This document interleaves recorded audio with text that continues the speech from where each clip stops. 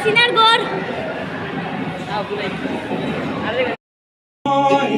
সোনার নলখানি গোলা ভরা ক্ষেতের ফসল সাজানো ফুলদানি এ হারানোর বেদনা তুমি রেখো অন্তরে দেখবে তোমার দুঃখ লুকাবে পলাশির প্রান্তরে।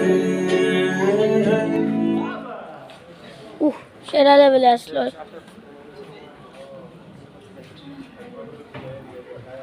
এটা ছিল না। যদি অবৈধভাবে যেয়ে থাকেন সেই দেশের আইন অনুযায়ী তার একটা প্রক্রিয়া হতে পারে। আমি জানি না ওই দেশে কিভাবে সেটা নিবে। আইনের প্রক্রিয়ার মাধ্যমে তাকে যথাসময় যথাযোগ্যভাবে আনা হয়। রাস্তায়, পাহাড়ি রাস্তায় একটা ফুটপাতে আমাকে নামিয়ে দিয়ে বললো ইউর ফ্রি নাও। তখন আমি দেখলাম পাশে একটা বিশাল মাঠ। পরে এটা জানতে পেরেছি এটা ছিলাম গলফ লিঙ্ক বলে, গলফ খেলার মাঠ। প্রাতঃ ভ্রমণে কিছু লোক ছিল যারা হাঁটতেছিল, আমি পরিচয় দিলাম।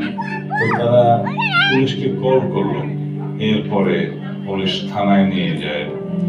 তারপরে আমার কথাবার্তা শুনে হয়তো তাদের কাছে আমাকে পাগল মনে হয়েছে।